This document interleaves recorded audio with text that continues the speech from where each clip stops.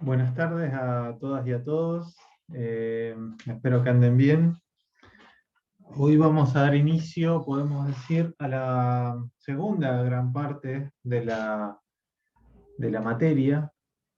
En la primera parte, ustedes habrán visto que hemos asimilado los conceptos generales, la base del derecho, entender qué es el derecho, entender al derecho como un sistema abierto, las teorías sobre monismo y dualismo. Observamos también las bases del derecho público, lo que hace al derecho constitucional. Observamos lo que hace al federalismo como tal, las relaciones federales que se establecen entre provincias y municipios, todo lo que hace a los diferentes aspectos de dominio y jurisdicción, y lo que referencia, digamos, al derecho privado. En el derecho privado pudimos observar los primeros puntos que hace a la distinción entre las restricciones administrativas, lo que es el Código Civil, lo que son los derechos de incidencia colectiva, y lo que hace a los derechos personales y de red. Bien, esta segunda parte del bloque va a estar destinada a introducirnos ya lentamente, progresivamente, en lo que hace al fin de su carrera, que es el derecho ambiental y la planificación. Por eso, el tema que nos va a ocupar hoy tiene que ver con cómo apareció el derecho ambiental, digamos, cómo se formó, cómo progresivamente se introdujo, cuáles fueron las principales herramientas que empezó a utilizar, los debates, a nivel internacional, digamos, que es de donde empezó el recorrido, que son cuestiones que luego se trasladaron al derecho argentino. Acá en este recorrido vamos a ver muchos temas de interés, y les diría que son también de interés porque son súper actuales, es decir, hay cuestiones que, más allá de que tienen unos años, su aplicación concreta la vemos ahora, la vemos en estos días, las vemos como recién avanzando, algunas cuestiones tienen una historia, pero su aplicación es en estos días, como el caso de la ley Yolanda, como el caso del acuerdo de Escazú, que hace poquito entró en vigencia. Digamos que estamos en una era, y esto quizás sea lo lindo del derecho ambiental, cuya aplicación y cuyas reglas están este, permanentemente en aplicación, digamos, y permanentemente en discusión, y los debates los podemos presenciar. Por eso el derecho ambiental es un punto súper interesante en este sentido. No es que estamos hablando de derecho privado, por ejemplo, cuyas reglas pueden rastrearse en el derecho romano o en el derecho napoleónico, digamos, de hace 2 siglos, en este caso, sino que estamos hablando de un derecho que es nuevo, es vigente, es totalmente palpable, y de aplicación. Incluso nosotros, digo, todos nosotros como una generación más nueva, somos tal vez quienes debemos aprenderlo e impulsarlo en este sentido. Por eso es tan lindo el tema. Bueno, dicho esto, vamos a comenzar a ver lo que hace al derecho ambiental a nivel internacional. En este punto vamos a ver que, ahí está. Eh,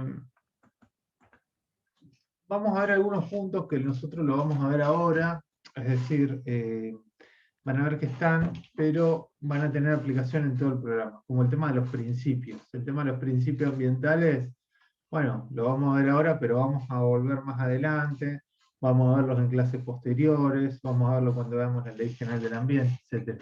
Pero es muy importante porque hay algunos principios que digamos que son los que distinguen al derecho ambiental de otra. Que, digamos, si hay principios ambientales, eh, como el de precautorio, son los que le dan distinción y son de trascendencia al derecho ambiental. Bien, ¿qué podemos hablar cuando decimos qué es el derecho ambiental internacional? Yo les pregunto a ustedes, ¿qué es el derecho ambiental internacional? Bueno, desde un punto de vista más bien positivista, podemos decir que el derecho ambiental internacional es el conjunto de normas de derecho internacional que tienen por objeto la protección del ambiente.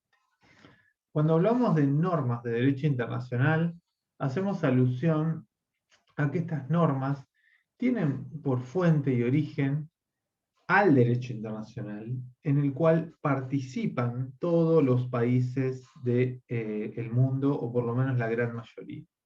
Afortunadamente, Argentina, nuestro país a lo largo de la historia, ha tenido una participación en el desarrollo en las cumbres, en las convenciones que vamos a ver ahora, ha hecho propuestas, ha hecho bloques, etc.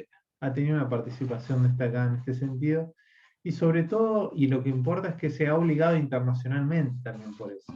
Porque como vimos en la unidad 2, cuando hablamos de el dualismo y el monismo, bueno, la adopción de la teoría monista significa justamente la existencia de un solo bloque normativo en el cual no es necesario una ley, digamos, que implique incorporar ese ordenamiento internacional. Ya está incorporado porque adoptamos la teoría monista y es exigible como tal.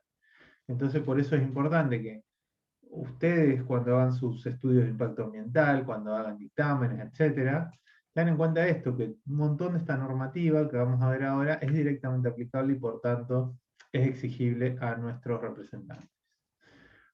Tenemos en este punto, y acá es bueno hacer una evolución histórica. El ambiente en realidad mucho no le importó a nadie durante muchos años, digamos. Había una creencia de que los recursos eran infinitos, yo podía contaminar el agua, si total era abundante, no había problemas porque sobre todo en estas tierras, porque en Argentina digo, porque eran lugares de amplísimos espacios, no había mucha población, las consecuencias eh, sanitarias no eran vistas como tal, etc. Pero bueno, los principales problemas tal vez empezaron con el tema sanitario, la contaminación, hay una relación, una vinculación muchas veces, esto tal vez se ve más en derecho penal ambiental, pero entre lo que es la salud y lo que es el ambiente, digamos, cuál es el bien jurídico que se protege muchas veces con las leyes ambientales, si al ambiente o al hombre o a la salud del hombre. Bueno, todos estos temas comenzaron lentamente a hacer su aparición. Podemos rastrear a nivel argentino, estoy hablando, algunos fallos de la Corte Suprema que comenzaron a visorar los problemas ambientales de aquellos carniceros que faenaban y tiraban todo al agua, al Río de la Plata. Entonces había un fallo famoso que se llama Saladerista de Barraca, donde la Corte Suprema, en un fallo hiper adelantado, dijo que el derecho de propiedad no era absoluto, y lo vinculó más bien a una noción más de policía sanitaria. Pero bueno, es un fallo que hoy puede leerse en clave ambiental. A nivel internacional, las principales convenciones han sido bastante sectorizadas. O sea, ¿qué quiero decir con sectorizadas? Que no han visto el problema global o de manera holística, como se dice, sino algunos puntos. Entonces, las principales convenciones fueron la protección de las aves útiles en 1902, la protección de la fauna, flora, belleza panorámica, o sea, algunos puntos concretos, digamos. Y había como una relación romántica a la naturaleza, y dice Pastorino, que es la bibliografía que tienen que seguir para esto, en los cuales la naturaleza era vista como algo más bien de observación, no se vinculaba con problemas del hombre, digamos, no se consideraba el ambiente como algo necesario, digamos, para el desarrollo del hombre, como después aparecería. Pero bueno, la polución ambiental, las enseñanzas que había dejado el post-industrialismo, producto de la contaminación del ambiente, la aparición de fábricas. Recordemos que estamos hablando de un periodo en los cuales los países, por un lado, estaban enfocados en el crecimiento económico, estamos hablando de la época victoriana en Inglaterra, estamos hablando de la formación de esa potencia que después sería Estados Unidos, estamos hablando del periodo de guerras mundiales, que también era como un crecimiento, digamos, muy para adelante, digamos, de los países. La ambición de los países también de crecer, de ser el más poderoso, bueno, de extender sus imperios, y a partir de ahí es como que algo se comenzó a romper, digamos. Por un lado, los imperios empezaron a desmembrarse, existieron las rebeliones, justamente los productos de los países empezaron a chocar por diferentes cuestiones políticas, y bueno, en este contexto de hipercrecimiento, de ambición, empezaron a aparecer las preocupaciones ambientales. En la época del 50, podemos situar en una época de estado de bienestar, desarrollo, este estado de bienestar que procuraba más que nada una distribución social equitativa, digamos, de los ingresos a nivel mundial, a nivel Argentina también. Bueno, empezó a pensarse en el ambiente, digamos. Ahí hubo diferentes movimientos que eh, primaban con esta simple pregunta que puede parecer filosófica hoy, pero que es factible hacerse. ¿Hasta dónde va a crecer el planeta, digamos? ¿Hasta dónde vamos a crecer? ¿Hay límites para el crecimiento? Si la tasa de natalidad crece a nivel superlativo, va a abastecer, va a haber recursos naturales para eso, va a haber, va a poder crecer las economías, etc. Y esta preocupación que se da en este sentido, estas preguntas, bueno, también fueron acompañadas por otros hechos de interés. Sobre todo en Europa, muchos buques, muchas refinerías que estaban en el mar, empezaron a tener diferentes accidentes, digamos, y empezaron a afectar y a contaminar eh, los mares de los países. Ustedes recuerden que Europa, o una parte de Europa, está sentada con proyección al mar, eh, tienen costas, y bueno, muchas veces las naves que se colocaban se rompían y bueno, empezaban a afectar las costas de otros países, empezaron a haber problemas en ese sentido. Hay un artículo muy interesante que habla justamente de esta evolución, digamos, del ambiente, en los cuales se empezó a pensar también desde cuándo o cómo se respondía a la contaminación transfronteriza, digamos. O sea, no se alcanzaba a ver esta cuestión. ¿Y cuál es la importancia de esto, digamos? O sea, cuál es la importancia de esto a nivel, digamos, político? Los países recuerdan estas clases pasadas que vimos, los países dentro de sus territorios eran soberanos en cuanto al manejo de sus recursos naturales. Entonces yo dentro de mi país tengo esa noción de soberanía como Estado-nación, que es uno de los atributos que tengo, en los cuales puedo hacer uso y disposición de mis recursos naturales. Y ahora bien, el derecho internacional, ¿cómo se involucraba en esto? ¿Cómo podían aparecer normas de afuera a decirme qué tengo que hacer con mis recursos naturales? ¿Cómo podía ser, digamos, en el normativo? Si yo soy soberano. Entonces estaba esta tensión entre estos dos puntos. Bueno, a partir de ahí comenzó a hacerse como una evolución en esta materia. Podemos decir que hay un indicador de esto, de la evolución. Hay una doctrina que se llama Doctrina Harmon, que era el nombre del procurador de Estados Unidos, que en su momento, a finales del siglo XX, en un conflicto entre México y Estados Unidos, afirmó en una exacerbación del concepto de soberanía estatal, que hoy sería insostenible, la posibilidad de uso irrestricto de los recursos naturales por parte de un Estado dentro de sus límites territoriales. Es decir, que un país, la concepción de soberanía que tenía Harmon es que puede hacer lo que quiere. Imagínense que nosotros, Argentina, podría decir, la cordillera de los Andes, por ejemplo, que es un territorio compartido con Chile. Bueno, está dentro de mi territorio, yo puedo hacer lo que quiera, puedo prenderle fuego, puedo contaminar las aguas, puedo hacer lo que quiera, porque es la soberanía, porque es mía. Esa es la doctrina Hartman, digamos. Hartman, así con H.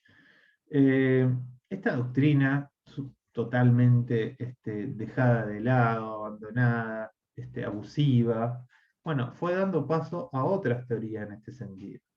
Y así fue que ante se fue afirmando el principio contrario. Hay un fallo de la Corte Internacional de Justicia en el año 49, que es el caso Canal de Corfú, en el cual también fue derivado de esto. ¿Cuáles eran los problemas de esto fundamentalmente? Que los países aguas arriba, digamos un curso que bajaba, que atravesaba varios territorios, los países de aguas arriba contaminaban el agua, entonces los de abajo recibían esa contaminación. Tiraban desechos y después venían desde abajo. Doctrina Hartman se decía: yo dentro de mi límite hago lo que quiero, ya está. La doctrina del Canal de Corfú cambió eso. ¿Por qué? ¿Qué se dijo? Que ningún Estado puede usar su territorio para cometer actos contrarios a los derechos de otro Estado. Que no es más que la aplicación de este principio general, recuerden siempre, chicos, este principio, que dice que nadie puede abusar de su derecho. Nadie. O sea, este principio que está en el derecho civil, pero que en realidad es un principio general del derecho. No puede haber abuso de derecho. Lo vimos en el Código Vélez también. Que esta idea que también tenía Vélez en su liberalismo a ultranza, de que yo puedo hacer lo que quiera con mi propiedad, no es así, no es así para nada. Hay un montón de restricciones. Si hubo restricciones del lado del Estado vinculadas a la cuestión urbanística, bueno, también hay para las cuestiones ambientales. Si la hubo por cuestiones económicas, vinculadas a que si yo tenía debajo del subsuelo riquezas que importaban al desarrollo del Estado, bueno, también las hay ambientales. Y en este sentido, ese es el principio del Estado del abuso de derecho en este sentido. Después hubo otros fallos, como la sentencia de un tribunal en el año 41, que dijo que bajo el derecho internacional ningún Estado tiene derecho a usar ni permitir que su territorio sea usado de modo que a través de emanaciones se cause daño, sea un territorio extranjero, una persona o bienes allí ubicados, etc. Bueno, todas estas cuestiones también por los ensayos nucleares franceses que se empezaban a hacer.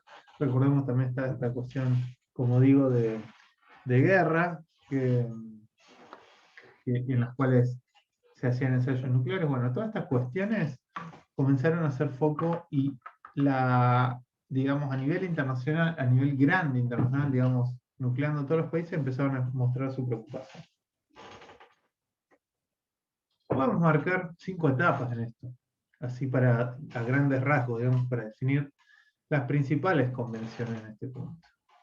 Por un lado, la Conferencia de Estocolmo, la de 1972, que fue la primera a nivel global. Ahora vamos a ver que comenzó a hacer un desarrollo a través de principios rectores para todas las naciones.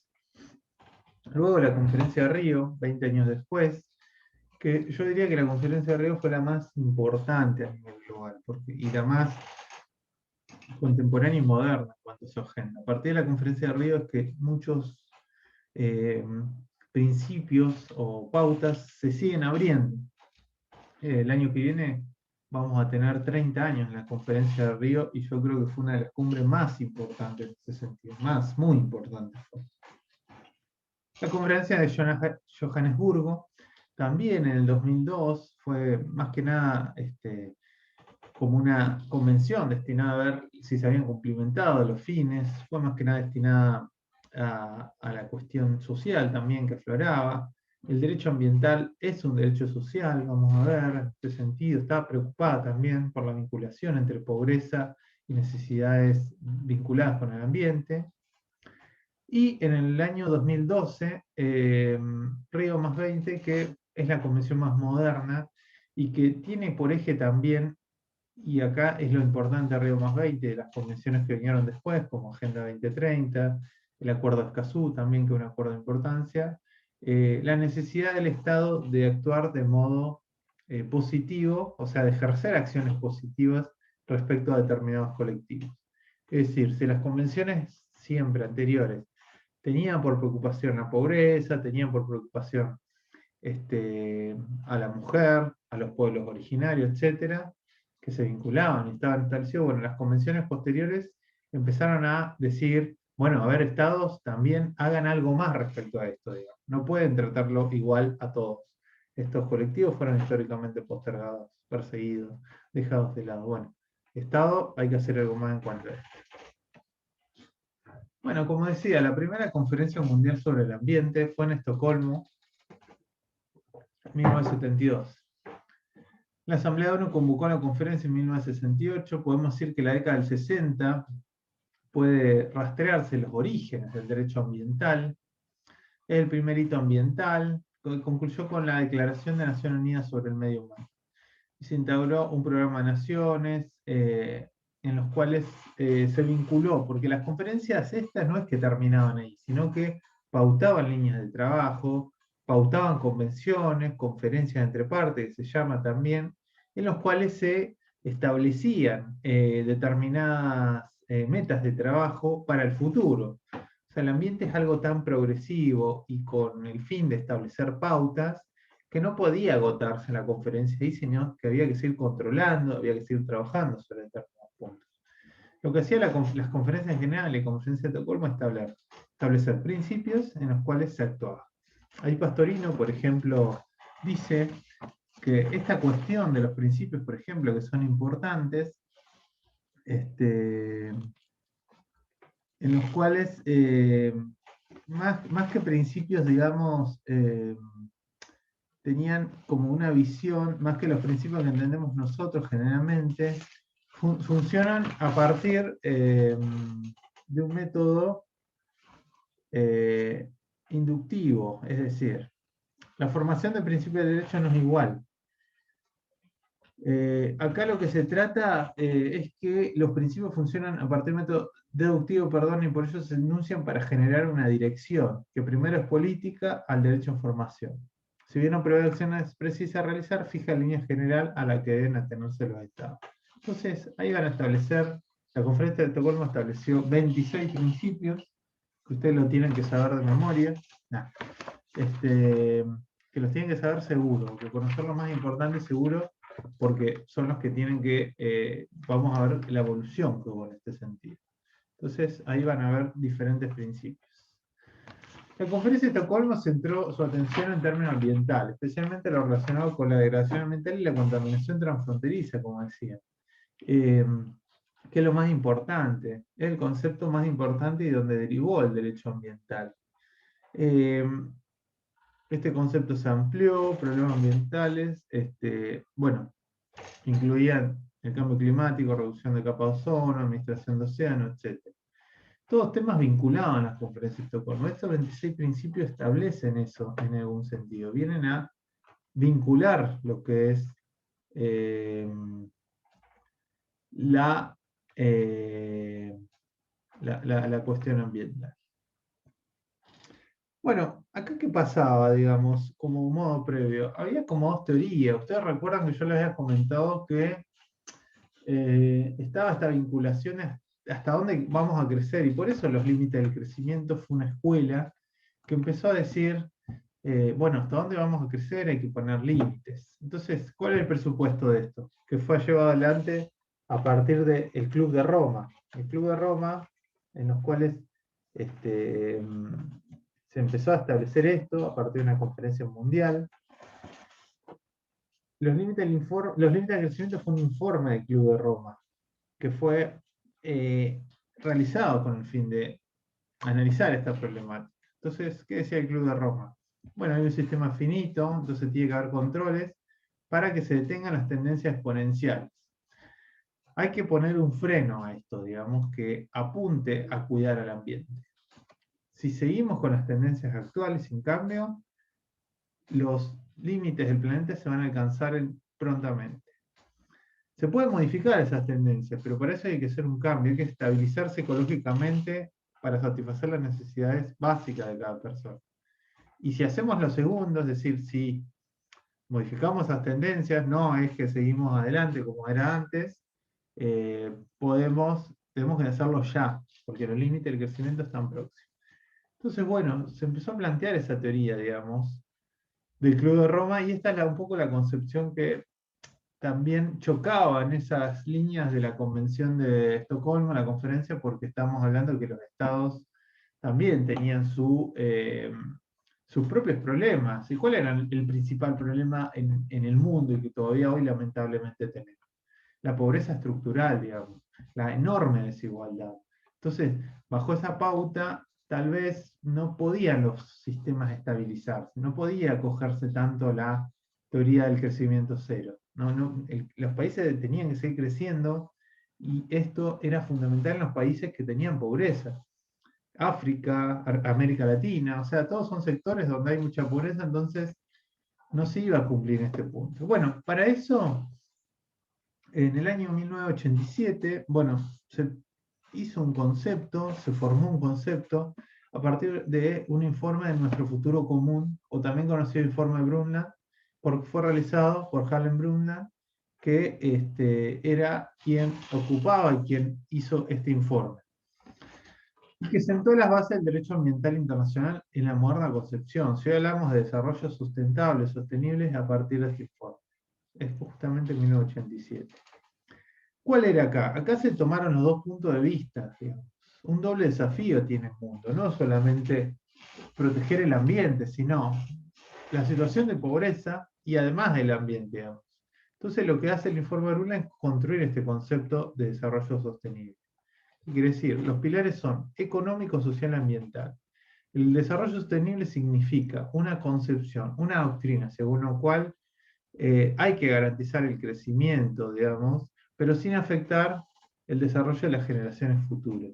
Entonces, es como un equilibrio, una transacción que se hace entre lo que es el ambiente y el crecimiento, que es muy interesante en este sentido. Entonces, también, además de esto, se puso el foco crítico en esos países que estaban siendo, que ya hacían un crecimiento exponencial, digamos. Entonces, frenar un poco ese crecimiento para atender al desarrollo de las generaciones futuras. Acá podemos tener un cuadro, digamos, en los cuales podemos ver estas dos teorías. El Club de Roma, por ejemplo, motivado por la crisis ecológica, como, como la Convención, digamos, de Estocolmo. Bueno, acá, por una parte, el crecimiento cero, el de las Naciones Unidas. La motivación fue la crisis ecológica en ambos puntos. En un lado, la del crecimiento cero era científico, se evaluaba científicamente y se proyectaba hasta dónde era el crecimiento, en el otro es más político, digamos, de ver también la necesidad. La tesis del crecimiento cero es: hay que detener progresivamente el crecimiento demográfico y económico, o sea, incluso natal, digamos. O sea, pretender de a poco es cristalizar un poco ese crecimiento, que no haya más, porque nos acercamos al colapso. El desarrollo sostenible dice un crecimiento armónico, que asegura el futuro, que asegura las generaciones futuras. Estas dos teorías de crecimiento cero y desarrollo sostenible son las que se debatieron en ese entonces y que hoy incluso por ahí aparecen como debatir. ¿Por qué? Porque muchos posicionamientos también abonan esta idea de decir, bueno, el desarrollo sostenible fue importante, pero miren cómo estamos hoy. Si hubiésemos dado la de crecimiento cero, por ahí no hubiésemos llegado a este estado. Pero hay que decir que es complicado, digamos, la teoría de crecimiento cero. Y hoy tenemos el desarrollo sostenible. Y son las que concebieron todas las cartas. Como decíamos, el concepto de desarrollo sustentable, que es un concepto que vamos a ver en todo el programa, quiere decir, es el desarrollo que satisface las necesidades presentes sin comprometer la habilidad de las generaciones futuras para satisfacer sus propias necesidades. Este concepto fue diseñado para satisfacer los requisitos de los partidarios del desarrollo económico, los requisitos de los que están interesados en la conservación ambiental. Bien. Fue, de algún modo, también para, como les digo, esta idea de la transacción que yo les digo. El desarrollo económico tiene que seguir. Entonces, una de las patas es económica, la otra es social y la otra ambiental. Pero hay que preservar el ambiente ¿para qué? Para las generaciones futuras. Si yo tengo que decir otra teoría de estas dos, sería la del crecimiento constante sin importar nada, que es la que se venía arrastrando anteriormente cuando nadie pensaba en el ambiente. Y nadie quiere esa teoría, digamos, de crecimiento a mansalva. Podemos decir que hay teorías que sí, hasta hace unos años, pocos años, había una teoría desarrollada merced a, principalmente a Donald Trump en Estados Unidos, en las cuales se abonaba esta teoría de crecimiento para adelante, y los discursos políticos, muchos de los discursos políticos de Estados Unidos, pero también de otras latitudes, querían, promulgaban este discurso de volver a las épocas gloriosas del principio del siglo, donde se crecía, donde estaba ese Estados Unidos avanzante, etc.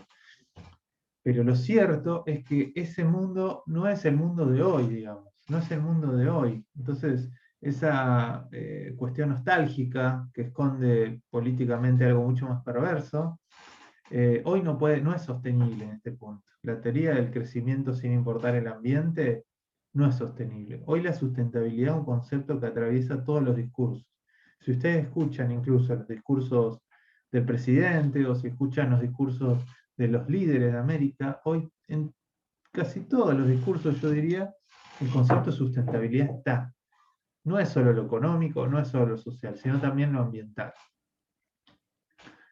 Así llegamos a la Cumbre de Río en 1992, que yo les decía que era una de las conferencias más importantes y más trascendentes en términos ambientales. Lo más importante de las cumbres de Río de Janeiro, fue los diferentes convenios ambientales firmados y las convenciones que se adoptaron. Acá en Río también hay una noción que vuelve a la concepción antropocéntrica del hombre. Es decir, el hombre como centro y el ambiente alrededor. Es el centro de las preocupaciones ambientales.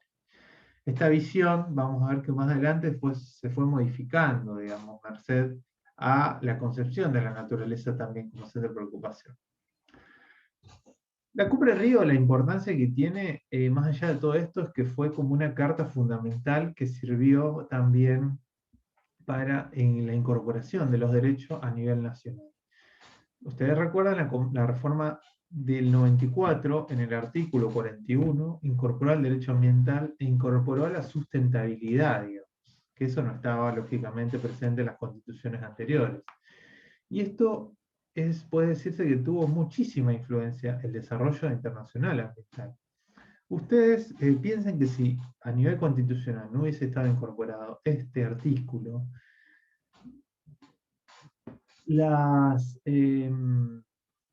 a nivel jurídico es totalmente distinto usted dentro de la Constitución o no.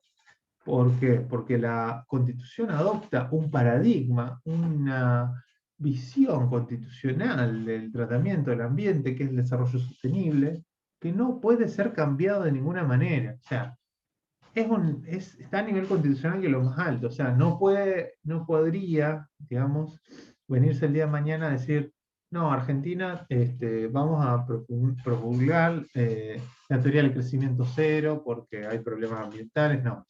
Si se va a hacer eso, hay que reformar la Constitución, porque este es uno de los contenidos que está incorporado constitucionalmente y que no admite más otra interpretación.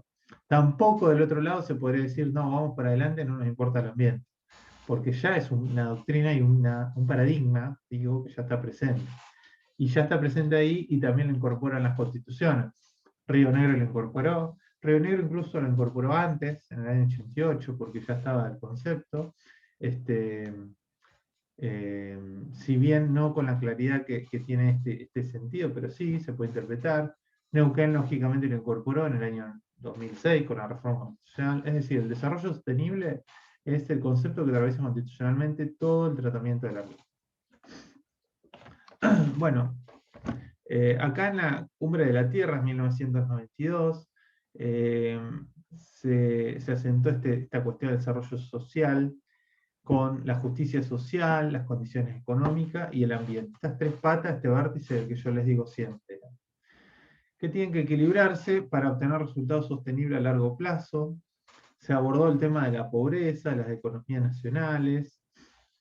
El objetivo fue introducir un programa extenso, un plan nuevo para la acción internacional en temas de medio ambiente y desarrollo que ayudarían a guiar la cooperación internacional. Dentro de esta Cumbre de Río hubo tres documentos fundamentales que se hicieron. Por un lado, la Declaración de Río sobre medio ambiente y desarrollo, que son 27 principios aplicables. La Agenda 21, el Plan de Acción para promover el desarrollo sustentable, que está formulada justamente para el siglo XXI, para ver cuáles son esas metas. Y la Declaración sobre Bosques también, que fue importante en ese sentido. Nosotros la que más nos importa acá es la Declaración de Río, la que estableció este conjunto de 27 principios aplicables. Además, se firmaron dos convenciones súper fundamentales para el desarrollo ambiental, que acá no vamos a ver porque excede y podría ser una diplomatura de cada una de estas cuestiones. Por un lado, el convenio sobre diversidad biológica, en los cuales se empezó a sentar el concepto de diversidad biológica, que es muy importante y va a tener un desarrollo fundamental en lo que viene en los años. Y el convenio marco sobre cambio climático, que también es súper importante, un acuerdo vinculante para estabilizar las concentraciones de los gases de efecto invernadero en la atmósfera, abordando esta cuestión del cambio climático que tiene peso y tiene mucho peso ahora actual con el Acuerdo de París que se firmó hace unos años y que implicó obligaciones a todos los estados, incluido Argentina, de reducir los gases de efecto invernadero, de hacer una utilización más extensiva de los biocombustibles, para los cuales los estados comenzaron a dar beneficio impositivo, etc. Bueno, y así llegamos a Johannesburgo del año 2002, que pretendía ofrecer un discurso ecologista y sirvió para hacer un balance de la cumbre anterior de la Tierra, de la de Río, digamos. Ustedes vean que cada 10 años prácticamente que se reúnen. Supongo yo que en el año 2022 se hará alguna cumbre, si bien con el tema de la pandemia es complicado, pero se pueden establecer una revisión de los convenios y de las pautas que se hicieron. De todos modos, bueno, también hay compromiso asumido a largo plazo con al 2030, que quizás sea la base para esto. En el Johannesburgo se empezaban a introducir principios nuevos a los traídos. Ahora vamos a ver bien los principios, pero acá se establecieron estos principios de producción y consumo responsable, de responsabilidad común y diferenciada, y a resaltar el desarrollo sustentable que ya estaba traído arriba. Pero en Johannesburgo, recuerden, 2002, no fue hace mucho, hace casi 20 años, se establecen dos cosas. Los consumos desenfrenados llevan a una producción excesiva que hace que la naturaleza sufra. Los 90, ¿qué fueron? Los 90, con el paradigma neoliberal, fue por un lado enorme desigualdad social y económica, pero por otro lado significó la globalización y producto de eso la desenfrenada o el desenfrenado consumo, la hiperproducción y la idea de consumismo como fin de todo, digamos, que fue, digamos, uno de los grandes hitos del neoliberalismo y de la globalización. Bueno, la Johannesburgo del 2002 vinculó esto con el ambiente, por eso, y esto quizás sea una recomendación que siempre surge, es que cuanto más consumistas seamos, más daño al ambiente le hacemos, digamos. O sea, eso también. O sea, adoptar criterios de sustentabilidad implica no ser consumista. Por ejemplo, les pongo un simple ejemplo. El uso de la ropa. El uso de la ropa, si todos los meses, todos los años estamos renovando nuestro placar, bueno, eso tiene un impacto sobre el ambiente. No es lo mismo, digamos, que nosotros reciclemos las prendas, las usemos más tiempo, etc. Bueno, ese punto tan simple como tan groseramente como yo se los pongo, bueno, tiene por fin. Lo mismo el consumo de alimentos también, hay una vinculación con el ambiente. Bueno, todo esto también, y esto se puso en un punto fundamental en Johannesburgo. Y la responsabilidad común y diferenciada, es decir, no podemos hacer un tratamiento igual de todos los países. No podemos decir que Estados Unidos es igual a, en términos económicos, a el Congo, por ejemplo. No, hay diferencia. Entonces, justamente, Congo necesita salir de la pobreza y avanzar en esa desigualdad. Estados Unidos está en otra posición. Entonces, las responsabilidades son comunes porque todos tienen importancia en lo ambiental, pero diferenciadas. Entonces, si a Estados Unidos le voy a pedir que reduzca las emisiones de dióxido de carbono en un 7%, al Congo le tengo que decir que las reduzca en un 1%. No puede ser en ese sentido lo mismo. Los dos van a tener compromiso, pero es diferente. Así llegamos a Río +20, que en el año 2013, para discutir la renovación del compromiso con el desarrollo sostenible. Acá ya estamos hablando de un marco diferente. Se estableció metas para la Agenda 2030, que ahora las vamos a establecer. Y a nivel político se estableció el concepto de gobernanza. Gobernanza es un concepto nuevo, que significa que va a haber un marco institucional estable, jurídico y de financiamiento también. Entonces, la buena gobernanza es un principio general que se está estableciendo en las administraciones, que tiene vinculación con el ambiente.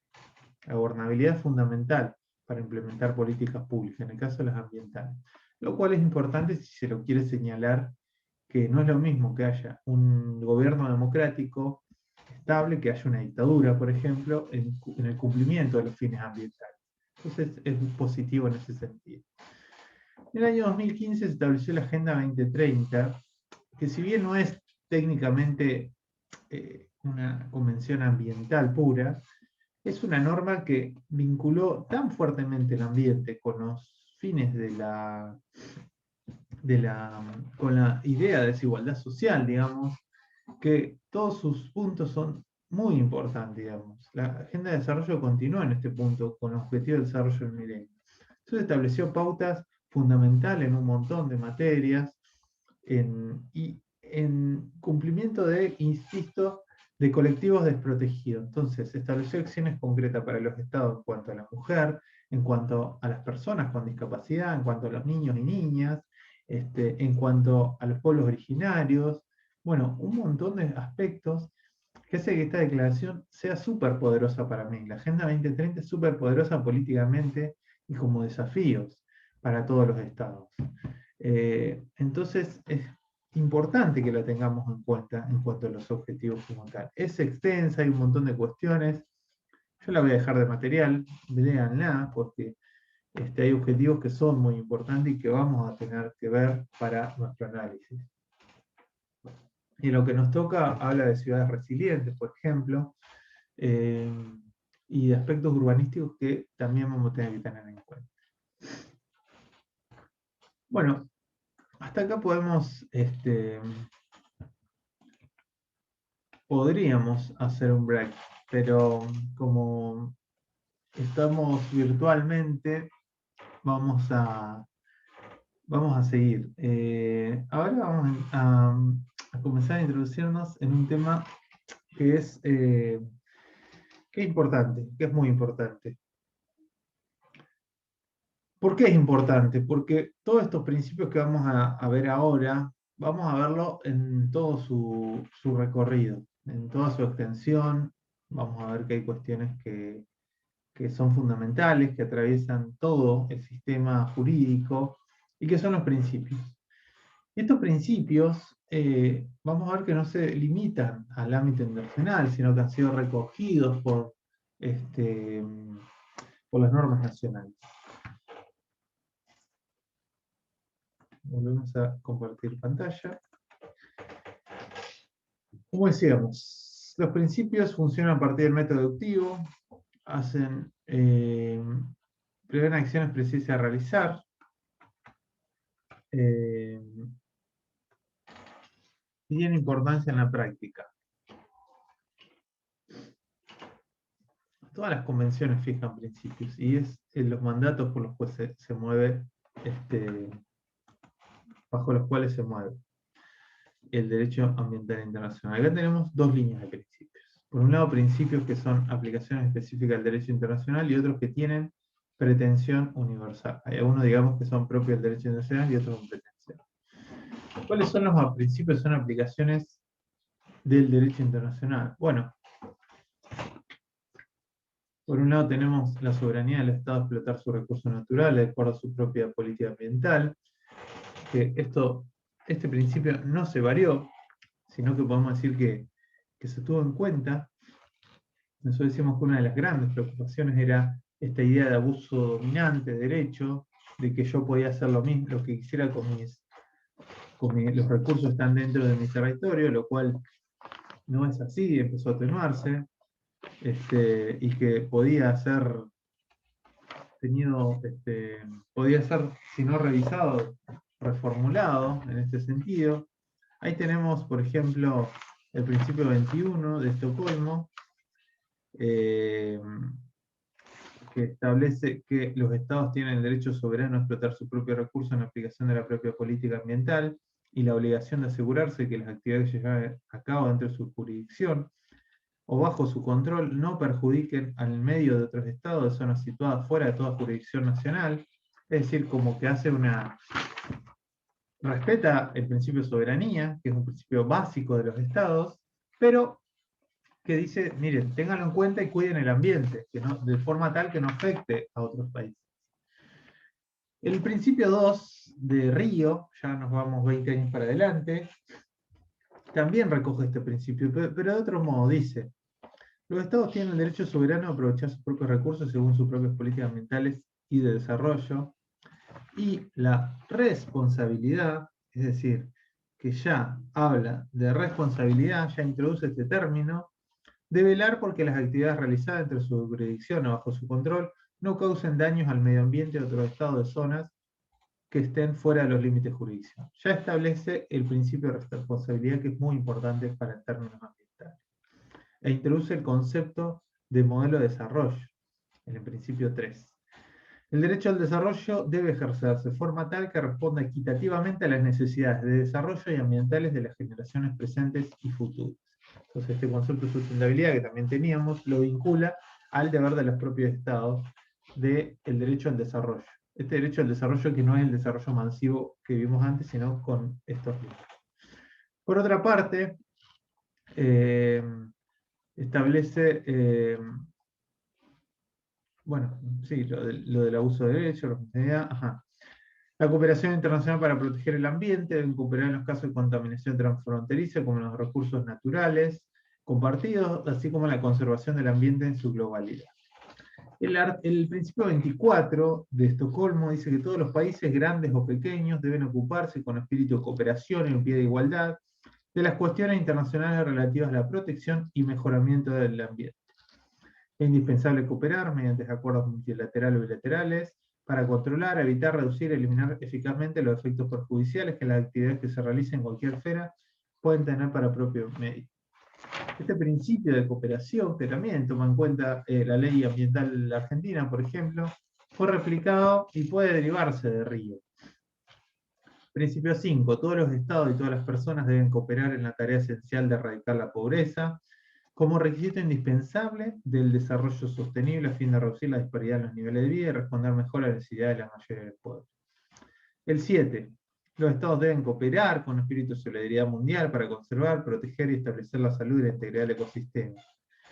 En vista de que han contribuido en diferentes medidas a la degradación del ambiente, los estados tienen responsabilidades comunes pero diferenciadas. Los países desarrollados reconocen la responsabilidad que le cabe en la búsqueda internacional. Acá tenemos el principio de responsabilidad común pero diferenciada que habíamos visto antes. Y el principio 9. Los estados deben cooperar para reforzar la creación de capacidades endógenas, para lograr un desarrollo sostenible, aumentando el saber científico, mediante el intercambio de conocimiento científico y tecnológico, intensificando el desarrollo, adaptación, difusión y transferencia de tecnología, que es otro de los puntos. Y el deber de información sobre actividades que puedan causar efectos negativos sobre el ambiente, que está en Río. Los estados deben dar información, notificar previamente a los estados que puedan verse afectados por actividades que puedan tener considerables efectos ambientales nocivos transfronterizos, y celebrar consultas de buena fe, es decir, si un estado puede, que es una aplicación del principio preventivo que vamos a ver ahora, digamos, tiene algo, que tiene un desarrollo, por ejemplo, tecnológico que puede afectar a otro país, bueno, tiene que avisar, mínimamente, dar la información, y todo en el marco de buena fe, que es un principio del derecho.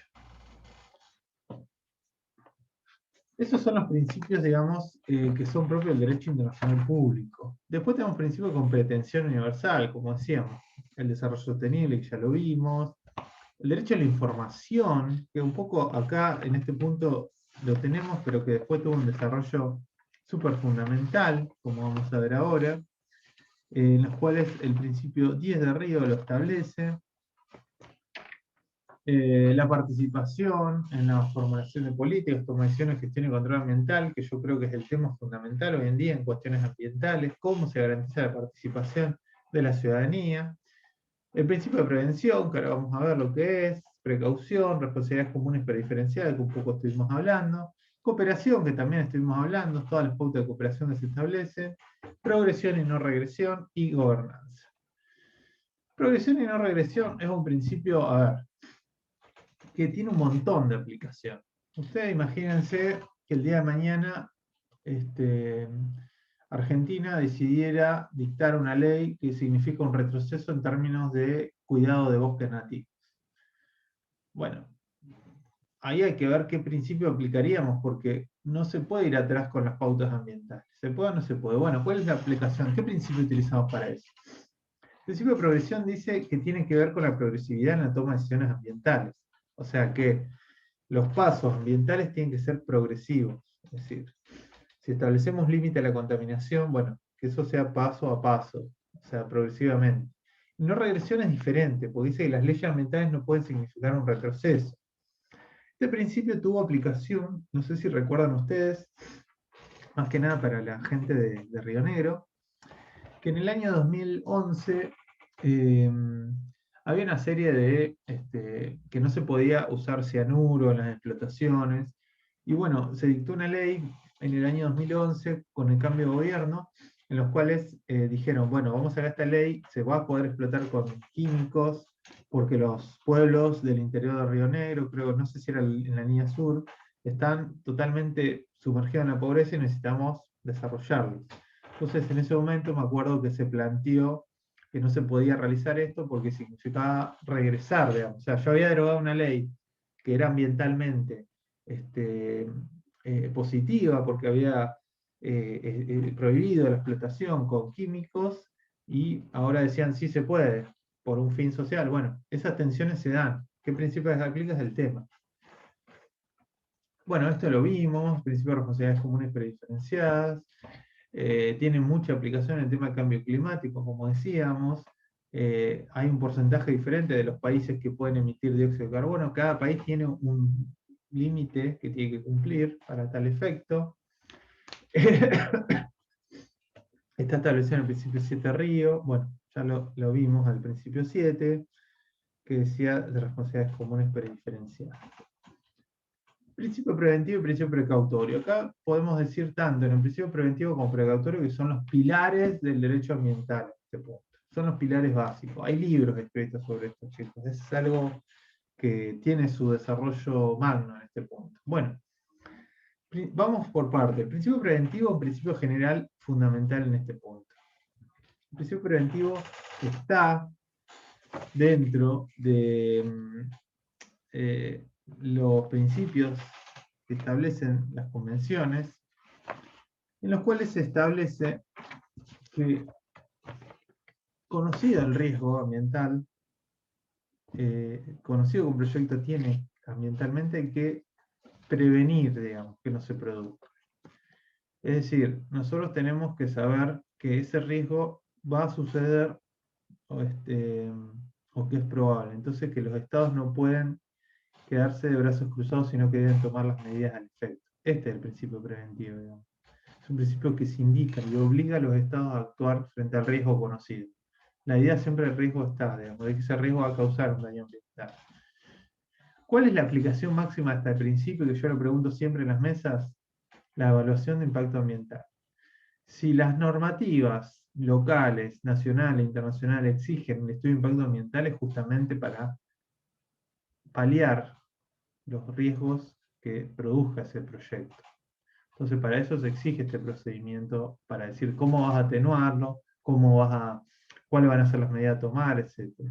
Ahí hay algo interesante que dice Pastorino para distinguirlo de otros principios, digamos. Si el riesgo se produjo, principio de responsabilidad, es decir, si ya se produjo el daño o el riesgo, digamos, en ese sentido, bueno, ¿quién fue el responsable? Tiene que hacerse cargo. Responsabilidad ambiental o reparación que está en la Constitución. Si es probado que eso va a ocurrir, bueno, principio de prevención, como decíamos, si sabemos que un yacimiento convencional o no convencional de hidrocarburos va a causar un daño, bueno, hacer estudio de impacto ambiental, tomar las medidas, etc. Si no hay certeza de eso, científica, pero se sospecha que puede causar, bueno, tenemos que tomar medidas. Bueno, principio precautorio. Y si es desconocido, principio de exoneración. Bueno, esta regla tengan en cuenta siempre para, justamente, el principio precautorio, que es el principio para mí el más importante de todos ambientalmente y el que justifica el derecho ambiental. ¿Qué dice el principio precautorio? Dice que con el fin de proteger el ambiente, los estados deben aplicar ampliamente criterio de precaución. Si hay peligro, daño grave, irreversible, la falta de certeza científica no debe ser razón para postergar la adopción de medidas eficaces en función de los costos para impedir la degradación del ambiente.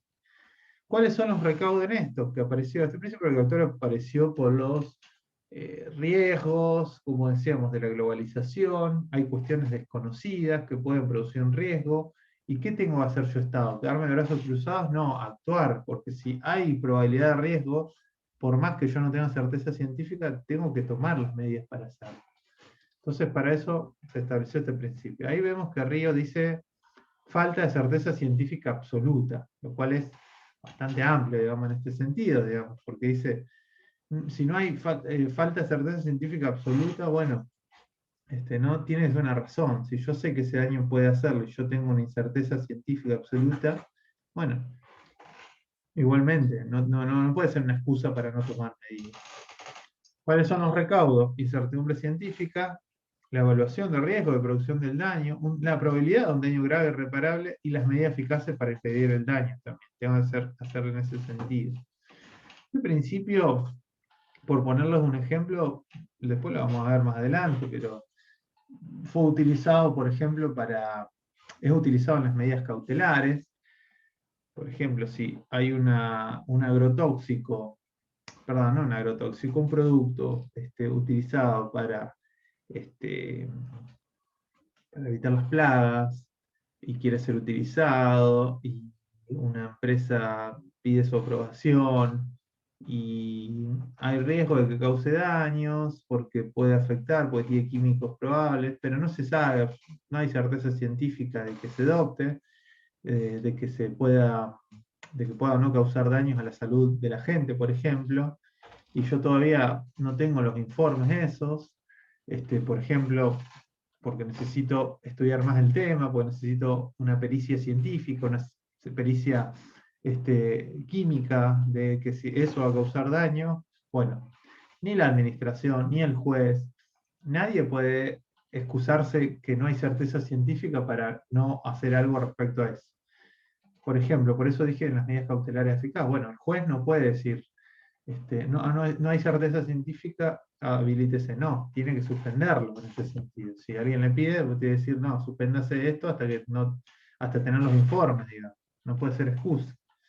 En principio se amplió tanto, y por eso yo digo que es propio del derecho ambiental, que se extendió al derecho a la salud. En Francia hay un caso, por ejemplo, en los cuales había riesgo de determinadas prótesis mamarias, en los cuales se decía que podía derivar o producir o acelerar el cáncer de mama.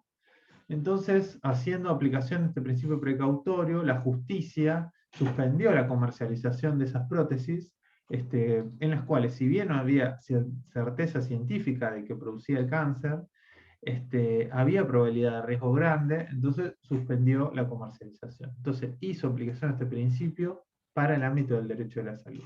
Vean qué importante que es.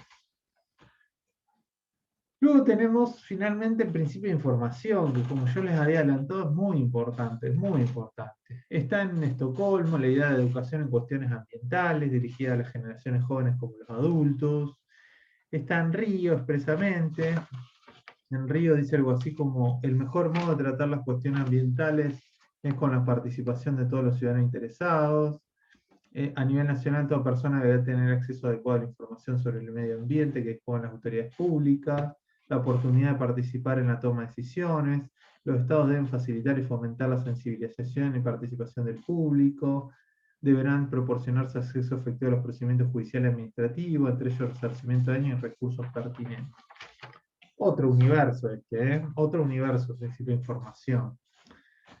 Quizás sea el punto axial donde se atraviesa toda la problemática ambiental, el desconocimiento, la clandestinidad de determinadas cuestiones que puedan producir daño. Para eso, bueno, se ha actuado en consecuencia.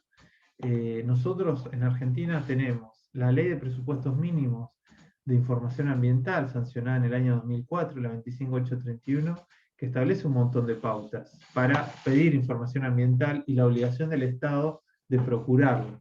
El Estado tiene que procurar la información. Hay excepciones en donde el Estado está excepto de esto, por ejemplo, cuestiones de seguridad nacional, de confidencialidad, etc. Pero es un principio. Por otra parte, esta cuestión, digamos, de la participación ambiental también se aceleró a través de dos instancias. Por un lado, lo que hace a la ley Yolanda, que es muy reciente, se sancionó a finales del año 2020, que establece la capacitación en materia ambiental. Tiene por objeto garantizar la formación integral en ambiente con perspectiva de desarrollo sostenible. O sea que todos los funcionarios tienen que capacitarse en ambiente, porque hay una cuestión que atraviesa. La ley Yolanda se llama, porque Yolanda, no me acuerdo el apellido, pero fue una de las impulsoras de este punto de la Yolanda Ortiz, impulsora en ese sentido de lo ambiental. Y establece la participación pública, el artículo 4, garantizar la participación de instituciones de sociedad y organización en el marco de confección pública, establece la información en cuanto al cambio climático, protección de diversidad, ecosistema, etc. O sea, esto está destinado a las autoridades, digamos, para que lo impulsen, lo cual tiene por fin también capacitar para la información ambiental. Y fundamentalmente el Acuerdo de Escazú, que la incorporó Argentina por Ley 27.566. El Acuerdo de Escazú establece un marco amplísimo, digamos, para la información. Entró en vigencia hace muy poquito también, creo que hace 2 semanas, para decirle, por eso les digo que son problemas que están. Que yo daría un módulo completo del Acuerdo de Escazú, porque es súper importante y creo que en general para todos. Pero ahora nos limitaremos a establecer que este acuerdo, que entró en vigencia hace poquito, apunta en dos direcciones: en la información ambiental, en la educación, perdón, en tres, y en el acceso a la justicia en cuestiones ambientales. Y establece obligaciones del Estado en torno a, como digo, a aquellos colectivos históricamente postergados, en cuanto a las personas con discapacidad, en cuanto a los colectivos vulnerables, en aquellas cuestiones de pobreza estructural también. Por eso es tan importante. Esto viene acompañado también de la mano de la observación consultiva 23-2017, que es una observación de la Corte Interamericana de Derechos Humanos, que estableció obligaciones también en términos ambientales, que ahora exceden, la vamos a ver más adelante, pero que es importante. Bien. Creo que, bueno, es bastante información, pero bueno, la vamos a ver en clase. Lo que pasa es que este tema, como les digo, lo vamos a ver tan seguido, lo vamos a volver a ver en lo nacional, que requiere su entendimiento. O sea, si nosotros avanzamos con esto bien, si ustedes avanzan bien hoy, bueno, es importante porque lo van a ver más fácil a estos principios cuando veamos las leyes nacionales, etc. Pero bueno, ahora lo vemos en clase bien y bueno, evacuamos la pregunta. Muchas gracias.